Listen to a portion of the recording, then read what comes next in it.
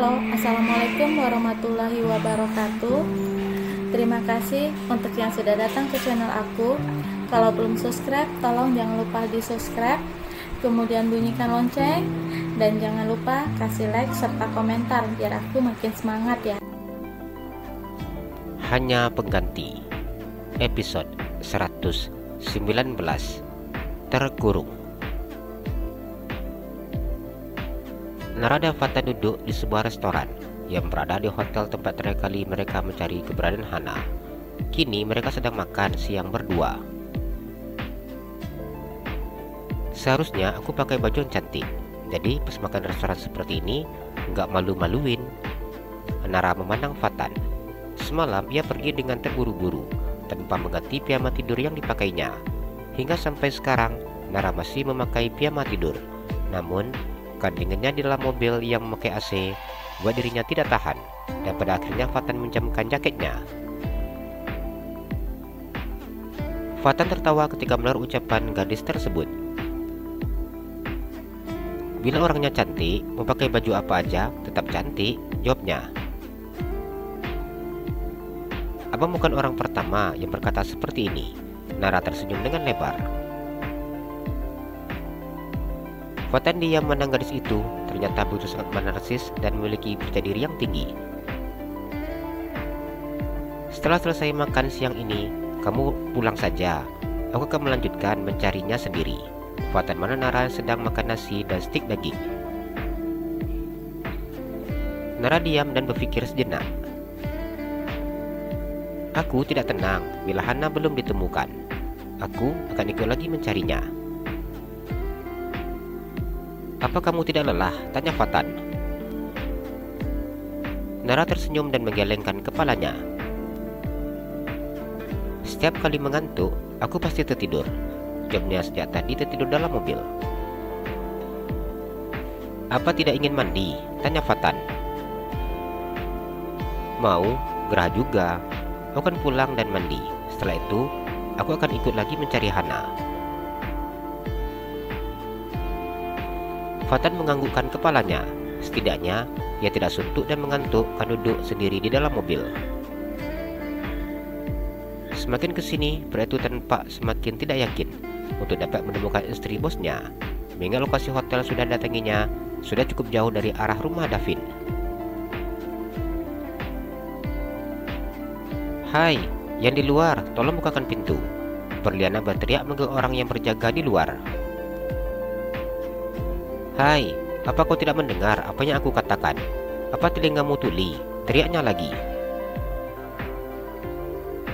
Tolong lepaskan aku sudah tidak tahan lagi.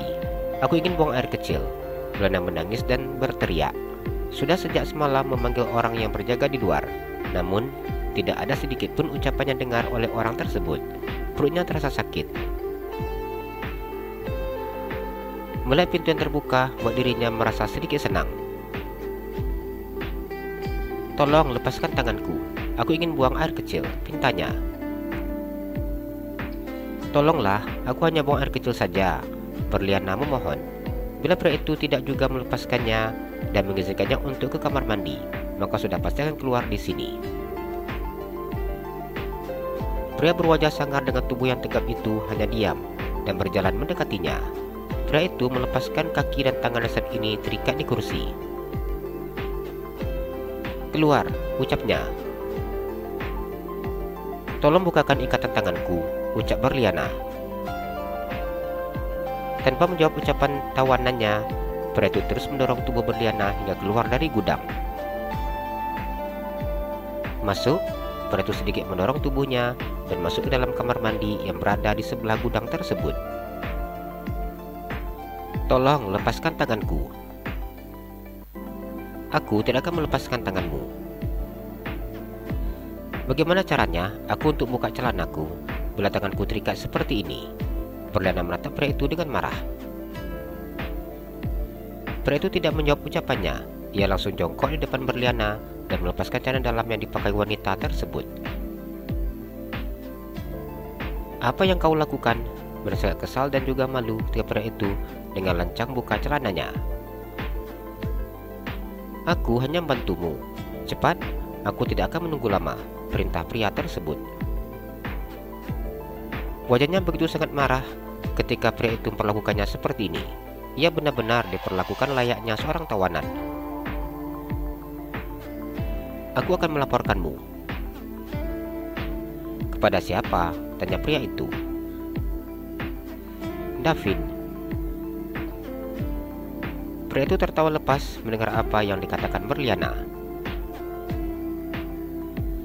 Bila aku tertarik untuk menikmati tubuhmu sekalipun, Pak Davin tidak akan mempermasalahkan. Air matanya menetes ketika mendengar ucapan pria tersebut.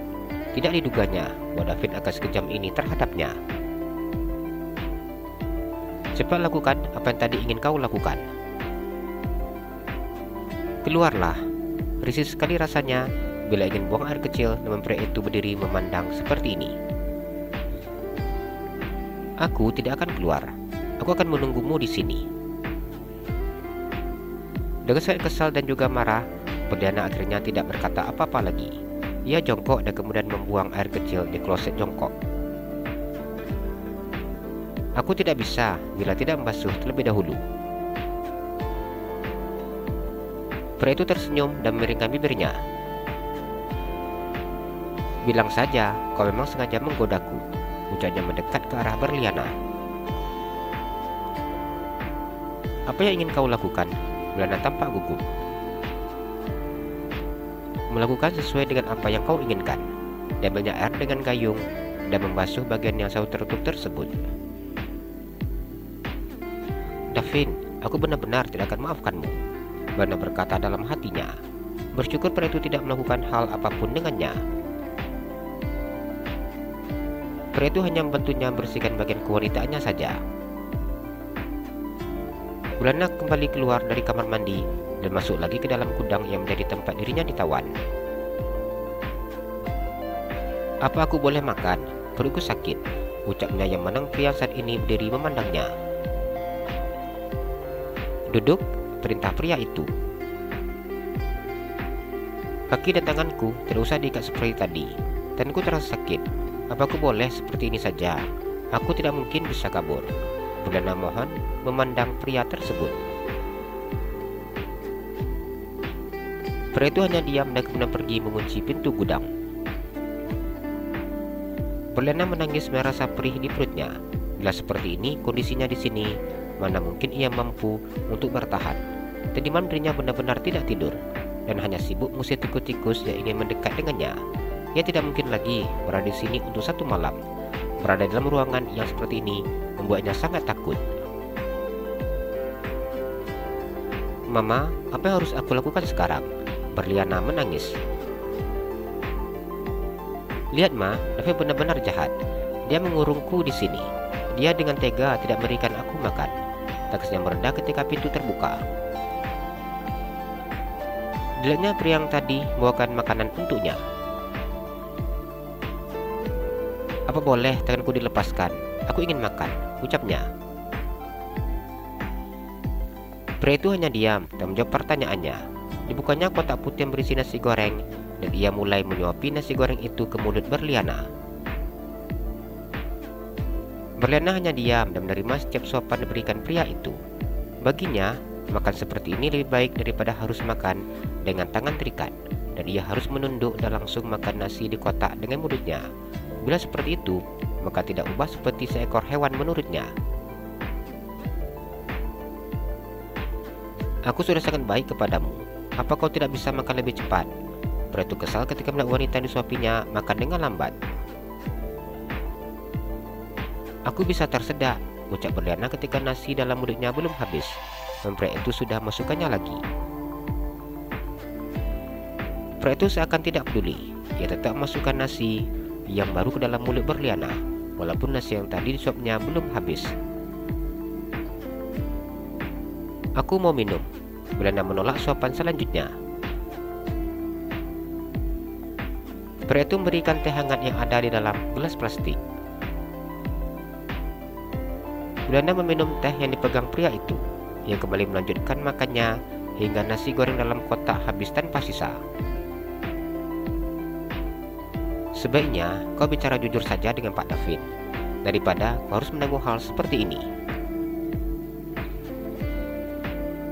Aku akan berbicara jujur dengan Pak Davin. Kapan aku bisa bertemu dengannya? Belanda sudah frustasi dan menyerah. Ia berencana untuk menyampaikan sesuai dengan apa yang Davin ingin ketahui. Jalan-jalan ke Pekanbaru, jangan lupa beli sepatu. Kalau kamu suka channel aku, please subscribe aku. Terima kasih.